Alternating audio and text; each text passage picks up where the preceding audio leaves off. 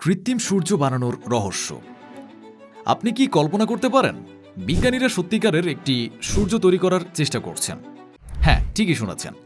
এটি কোনো সাইফাই মুভির প্লট নয়, বাস্তবের ঘটনা।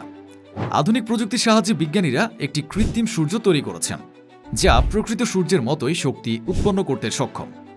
কিন্তু প্রশ্ন হলো, কেন এই কৃত্রিম সূর্য বানানো হচ্ছে?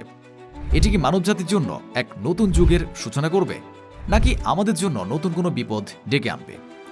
আজকের এই ভিডিওতে আমরা কৃত্রিম সূর্যের পেছনের রহস্য উদ্ঘাটন করব। চলুন শুরু করা যাক। কৃত্রিম সূর্য কি? কৃত্রিম সূর্য আসলে একটি নিউক্লিয়ার ফিউশন রিয়েক্টর, যা আমাদের সূর্যের মতোই একই প্রক্রিয়ায় শক্তি উৎপন্ন করে।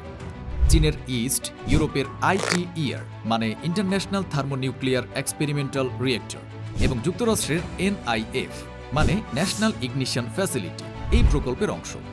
এই প্রযুক্তি ব্যবহার করে বিজ্ঞানীরা সূর্যের কেন্দ্রে ঘটে যাওয়া শক্তিশালী নিউক্লিয়ার ফিউশন প্রক্রিয়াকে পৃথিবীতে অনুকরণ করার চেষ্টা করছেন। কৃত্রিম সূর্য কিভাবে কাজ করে?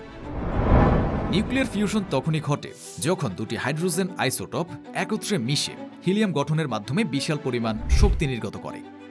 প্রকৃত সূর্যের মতো কৃত্রিম সূর্য প্লাজমা তৈরি করে, যা লক্ষ লক্ষ ডিগ্রি সেলসিয়াস তাপমাত্রায় পৌঁছাতে পারে।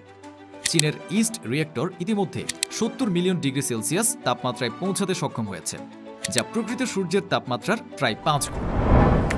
কেন কৃত্রিম সূর্য বানানো হচ্ছে?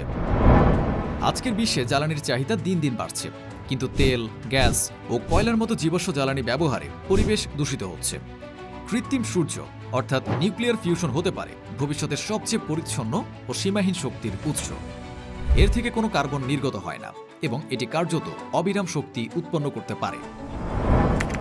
কৃত্রিম সূর্য কি বিপজ্জনক? বিপদের কথা ভাবছেন? নিউক্লিয়ার ফিউশনের যেমন পারমাণবিক বিদ্যুৎ কেন্দ্র বা পারমাণবিক বোমার বিপরীতে নিউক্লিয়ার ফিউশনে তেমন কোনো বড় দুর্ঘটনা নেই। তবে এটি পরিচালনা করা অত্যন্ত কঠিন এবং এর জন্য প্রচুর বিনিয়োগ প্রয়োজন। ভবিষ্যতে কৃত্রিম সূর্যের কি ভূমিকা থাকবে? কৃত্রিম সূর্য একদিন আমাদের বিদ্যুতের মূল উৎস হয়ে উঠতে পারে। এটি যদি সফলভাবে বানানো হয়, তবে আমাদের আর জীবাশ্ম জ্বালানির প্রয়োজন হবে না। বিশ্বের সবচেয়ে বড় নিউক্লিয়ার ফিউশন প্রকল্প ITER আশা করছে 2050 সালের মধ্যে আমরা কৃত্রিম সূর্য থেকে বিদ্যুৎ উৎপাদন করতে সক্ষম হব। কৃত্রিম সূর্য কি মানবজাতির জন্য এক নতুন যুগের সূচনা করবে, নাকি এটি নতুন বিপদের দ্বার উন্মুক্ত করবে? আপনার মতামত কি? কমেন্টে জানান।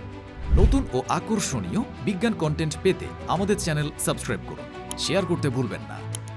বোনাস তথ্য: নিউক্লিয়ার ফিউশন শক্তি উৎপাদনের জন্য মাত্র 1 গ্রাম ডিউটেরিয়াম এবং ট্রাইটিয়াম মিশ্রণ ব্যবহার করে 90,000 কিলোওয়াট আওয়ার বিদ্যুৎ উৎপন্ন করা সম্ভব, যা 10 টন কয়লার সমান শক্তি। চীনের ইস্ট রিয়েক্টর 1000 সেকেন্ডের বেশি সময় ধরে প্লাজমা ধরে রাখতে সক্ষম হয়েছে, যা একটি বড় মাইলফলক। এই ভিডিওটি যদি আপনার ভালো লেগে থাকে তাহলে লাইক করুন, কমেন্ট করুন এবং শেয়ার করুন। বিজ্ঞানের আরও চমকপ্রদ তথ্য জানতে আমাদের চ্যানেলে থাকুন। ধন্যবাদ।